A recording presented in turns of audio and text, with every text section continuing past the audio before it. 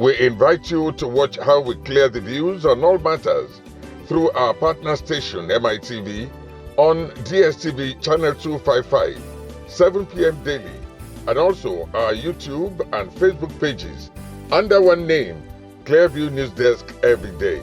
We call it The People's News, as we are available to come over and cover your events upon notice.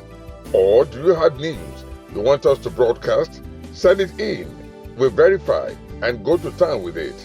All for you. Go ahead, engage us to thrash out those naughty issues on the news. And what we need from you is to share and subscribe.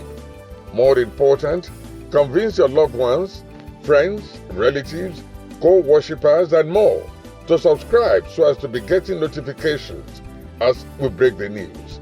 Go a step further, like the news, and drop your thoughts on the comment section.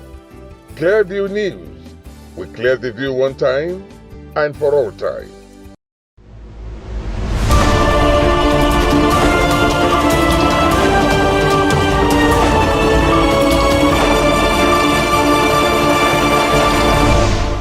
Hello and welcome to Clearview News Desk.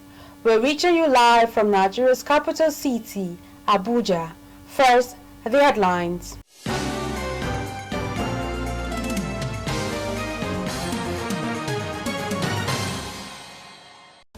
Former Secretary to the Government of the Federation, Babachir David Lawal, warns the federal government against any attempt to arrest Peter Obi on alleged sponsorship of the planned nationwide protest.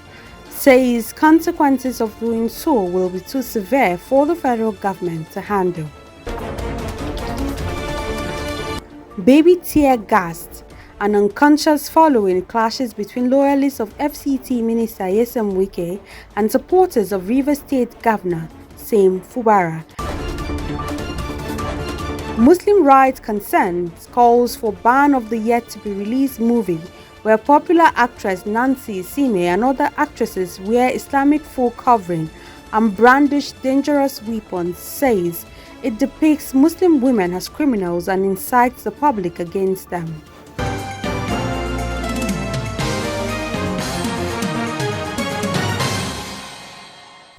I'm Florence Joshua with these and more.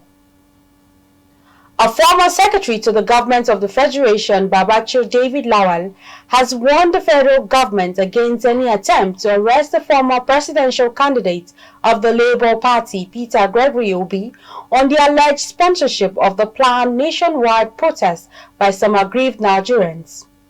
The ex-SGF, who was one of the strongest supporters and pillars of Obi in the 2023 presidential candidate, warned that the consequences of arresting Obi will be too severe for the federal government.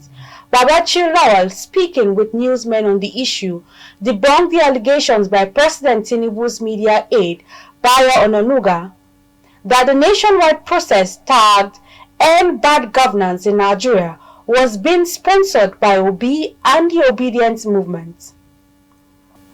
As conversations around the planned nationwide protest over the economic hardship and insecurity, the country intensifies across different quarters, the military has warned intending protesters to desist from any form of violence. At a press conference this Thursday in Abuja, the Director of Defense Media Operations, Major General Edward Buba, disclosed that while citizens have a constitutional right to peaceful protest, they do not have a right to mobilize for anarchy in order to unleash terror. He added that the armed forces will not give room for anarchy and is currently been witnessed in Kenya. It is easy to see that the contemporary context of the planned protest is to shadow the happenings in Kenya, which I must say is violent, and add that it remains unresolved. This is because we have seen wars and have witnessed anarchy in countries in which we have operated, particularly during the times of ECOMOG or during our peacekeeping operations in various countries. I believe that some people out there may fantasize about war or state of anarchy, thinking that it is like what they see in the movies. I assure you that war or a state of anarchy is not what you see in the movies.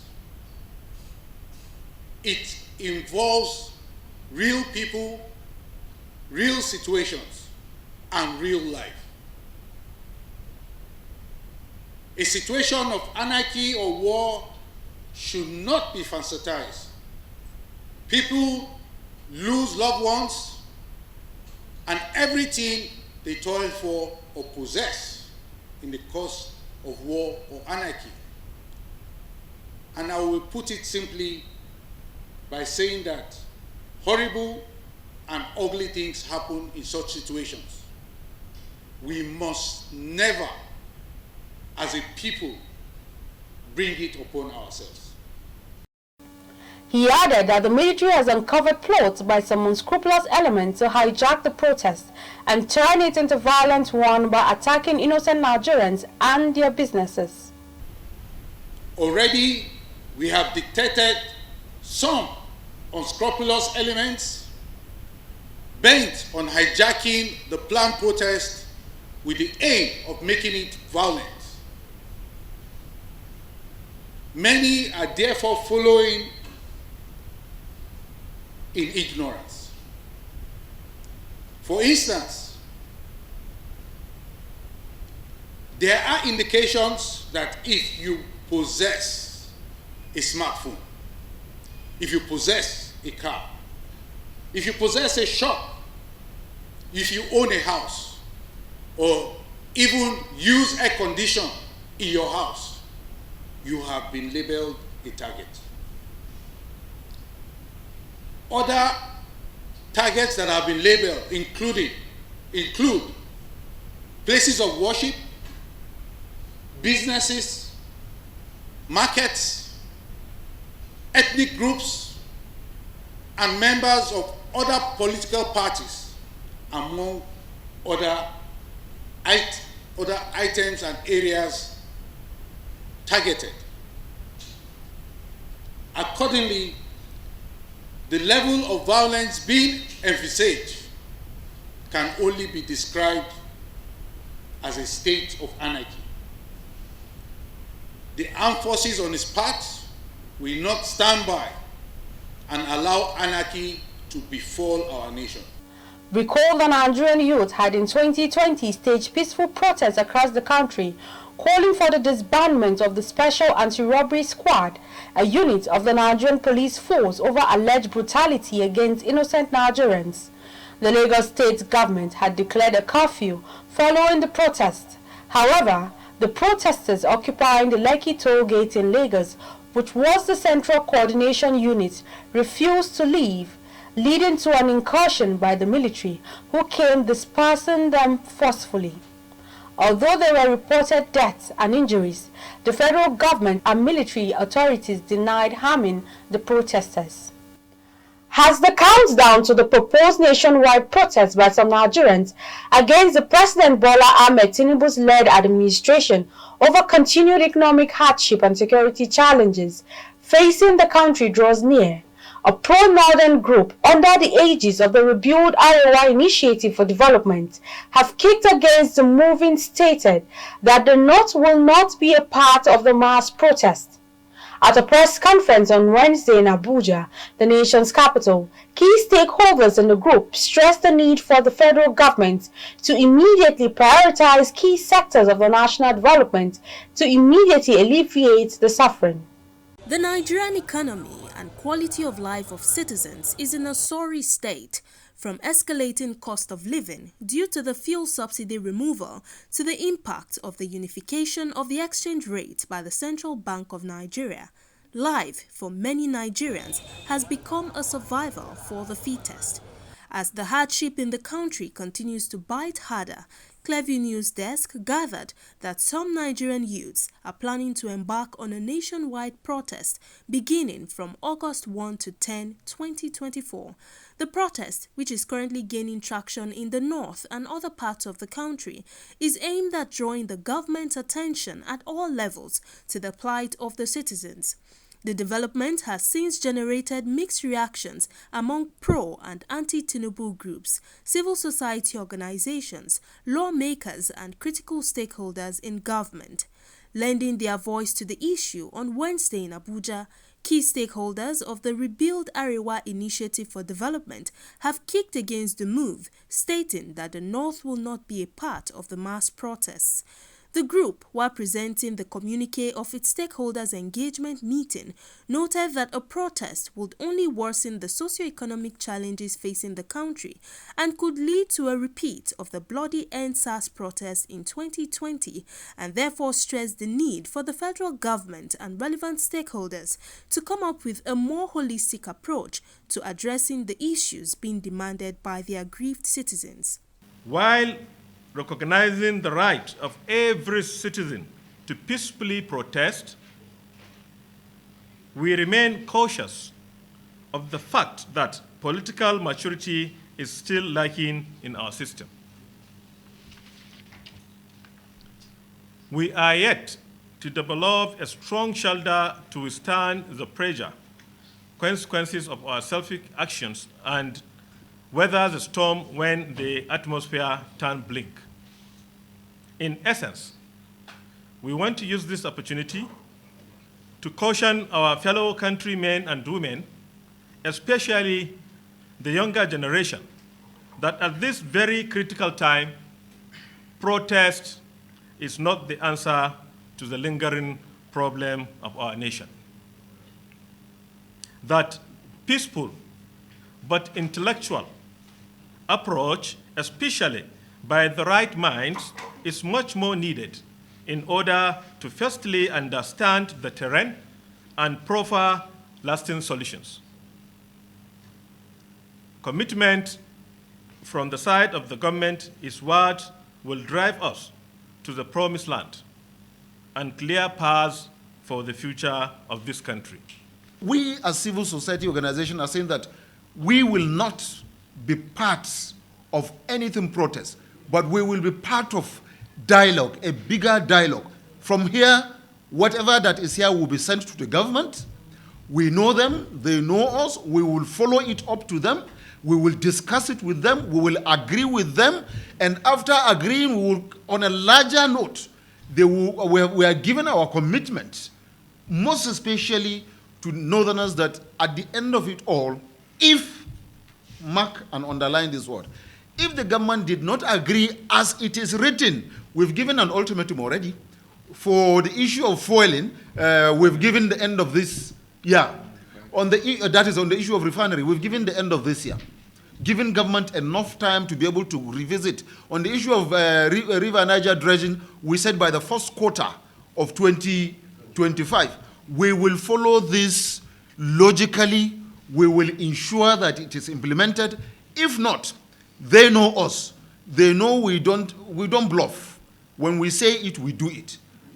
As at that time, we will call out for a real mass disagreement, mass protest against the government, and nobody is going to stop us. Recall that angry youths and women had on February 9, 2024, taken to the streets of Minna, the Niger state capital, and Kano to protest the astronomical rise in prices of food and other essential commodities in the market. In a similar vein, some civil society groups on June 12 protested against the surging cost of living, insecurity, and other challenges facing the nation. Gloria Atta, reporting for Clearview News. A baby was reportedly tear-gassed and became unconscious on Wednesday following a clash by supporters of the Rivers State Governor Siminalayi Fubara and loyalists of the FCT Minister Nyesom Wike in the Obi'S local government area of the state. It was gathered that the clash happened during a government medical outreach in the Iliozo community of Obi'S local government area. Eyewitness reports said that trouble started when officials of the State Ministry of Health were carrying out a medical outreach for women at the Eliozo Health Center, and no sooner had the program started than some supporters allegedly loyal to the factional Speaker of the State House of Assembly, Martin Amewule, arrived at the venue, which is said to be near the residence of Amewule, who is the leader of the 27 lawmakers loyal to Wike. However, supporters of the caretaker committee chairman of Obi'S local government area, Chijoke, loyal to Fubara, who were at the venue, allegedly stopped them from accessing the venue, leading to a heated argument and subsequent clash. Meanwhile, a team of anti-riot policemen arrived at the scene a few minutes later, firing tear gas and dispersed the opposing groups and quelled the situation from getting out of hand. The Muslim Rights Concern has called for the ban of the yet-to-be-released movie where popular actress Nancy Isime and other actresses wore burqa, an Islamic full covering popularly called the niqab, and brandished dangerous weapons. The group described the movie as satanic, adding that it depicts Muslim women as criminals and incites the public against them.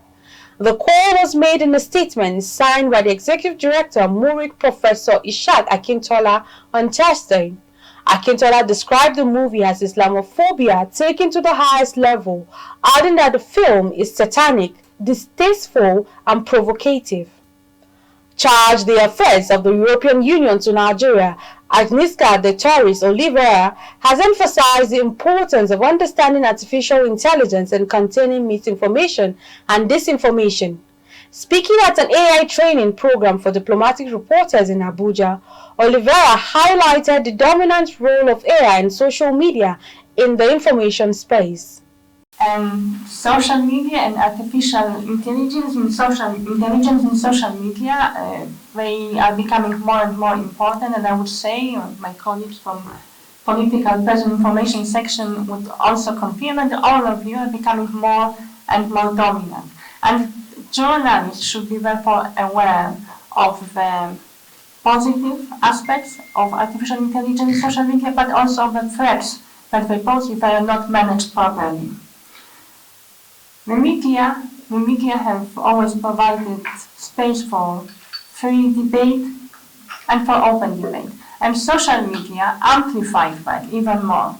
It became a platform for citizens, for everybody, to discuss, to engage on the issues that are pertinent, that are important. Democracy and human rights.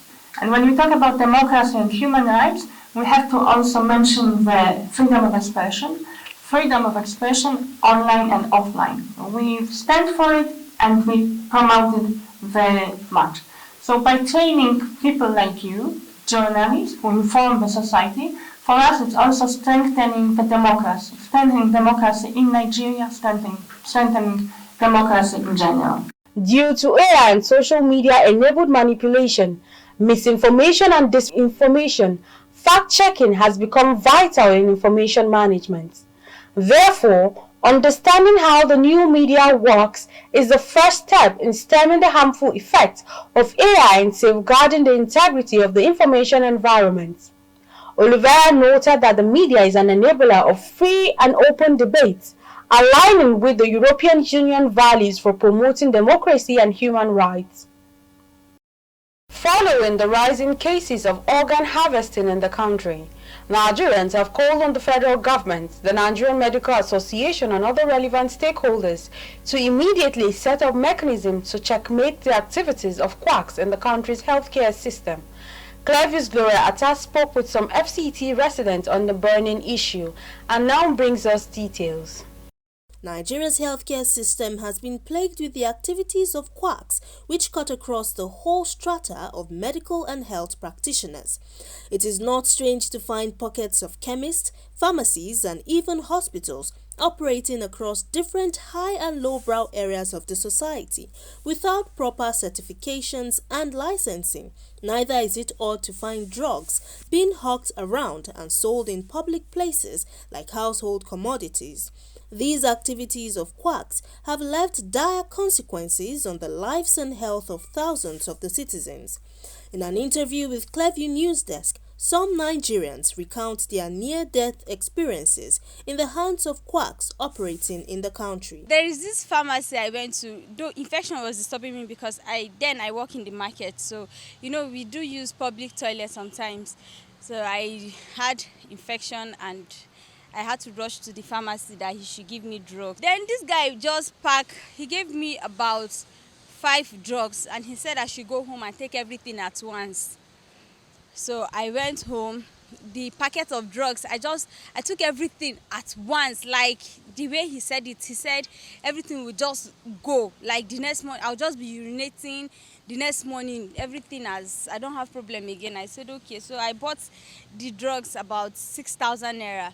I went home, took the drugs. A few minutes later, my eyes started turning me.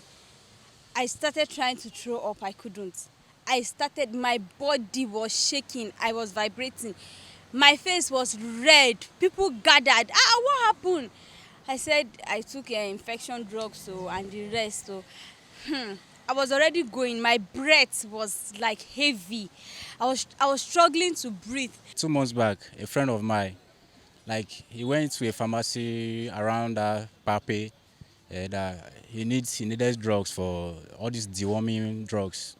So the nurse there, as in the pharmacist there, the lady gave him 6 tablets of the drugs, which normally you are supposed to take one per each 3 months. So the pharmacist gave it to him 6 drugs. I advised him, he prescribed it for him that he should take it one every day for 6 days. So when he took it, man, the experience was very bad. He spent almost 300,000 treating himself. You need to look at the way he was looking. He was looking very bad. I don't know how to describe it, but it was really a bad experience. My own relative suffered a deadly surgery. A pregnant woman, I see her died in pain in all those local hospitals in villages, because the surgery was carried out very bad, long. It was a wrong surgery. And the woman died. They operated her, they removed 2 twins. And the woman died. The twins also, they died. And I know that man did not carry the surgery professionally. I was taking my senior brother, Mr. Fatai Shuremi, to hospital at Abulegba, which they cut his leg. And we are asking the doctors why are they doing mistake and remove his leg, which we cannot find the sponsorship. We buy a lot of drugs, everything is wasted. They cut the 2 legs, and now we lost my senior brother. They say the only way to put an end to the long-standing menace is for the federal government and relevant agencies to enforce stringent measures to flush out quacks in the country's healthcare system. They should ensure that, okay, this person actually went to school, read what he opened his shop for, he's a professional. They shouldn't just allow because I know business or I was a boy, I learn work from my oga, so myself I don't sabi drugs. No, they should always have a license. They should they should start going to all these shops one after the other. They should start bring proof of payment, your certificate that you went to school, everything that let us be sure that okay, you actually read this thing. I would advise the government to put more effort in the regulation of the medical aspect in the country. The regulation has not been well taken care of. People go to all these quack places, but at the end of the day they get settled and they just leave the place. So my advice to the Nigerian government is that they should put more efforts in regulating this whole thing. Nigeria at large, if you hear anything that is not good while you receive treatment, you can actually make reports to the medical association and then report to the nearest station if possible. This minister that have been sworn in now should make sure he take charge properly and direct other medical medicine have to do. It's not only the hospitals, in other places. So even in so-called primary healthcare agencies, and health is very, very important. You can't joke with life. Nigeria's healthcare system is ranked among the poorest in the world, according to a recent World Health Organization survey. The system is marred by corruption, poor facilities, and a limited supply of health practitioners, and this has provided a fertile ground for quacks to thrive. These Nigerians say, unless concerted efforts are taken by all stakeholders, especially the government, in tackling the healthcare problems in Nigeria, the decay in the system will continue and medical quackery will continue to thrive. Gloria Atta, reporting for Clearview News. If you're just joining us, you're watching the news on Clearview News Desk. We will be back after this break. Stay with us. Be kind, for everyone you meet is fighting a hard battle.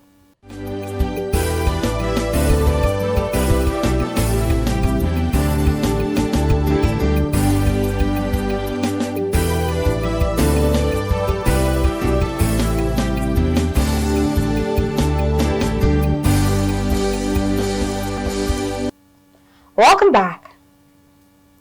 The pilot and sole survivor of a plane crash in Nepal's capital is recovering in hospital after a miraculous escape from an accident that killed 18 others. Aviation officials said Thursday. Recall that the Bombardier CRJ-200 plane operated by Saurya Airlines crashed at the Kathmandu airport on Wednesday, just as it was beginning its 20-minute flight to the tourism hub Pokhara for a maintenance review. The pilot survived because on impact he fell into a cargo container where there were no flames. Reports said that the pilot remained in hospital, but his condition was improving. Meanwhile, Nepal's government has appointed a 5-member investigation team to probe the causes of the crash. U.S. President Joe Biden has told Americans in a televised address that he decided to end his faltering re-election campaign in a bid to save U.S. democracy. Biden, 81, said he felt his record as president merited a second term, but that nothing can come in the way of saving U.S. democracy. He said he endorsed U.S. Vice President Kamala Harris to unite fellow Democrats and the country. Meanwhile, the White House speech marked his first public appearance since he left the race on 21st July, paving the way for Harris to run for the party's nomination. And that's the news. But before we go, a recap of the top stories.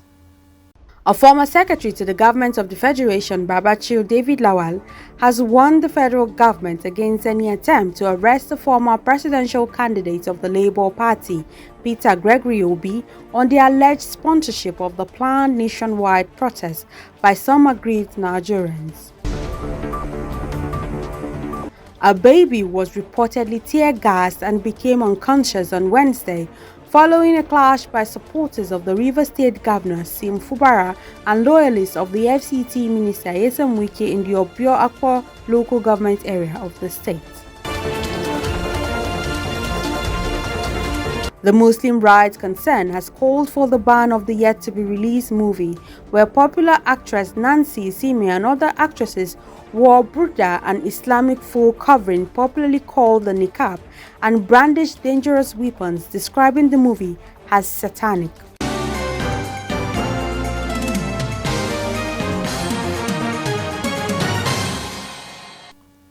You can follow up on latest events and happenings around you via social media platforms on Facebook, Instagram, YouTube at Clearview News Desk, or via our handle on X, formerly known as Twitter, at Clearview Online.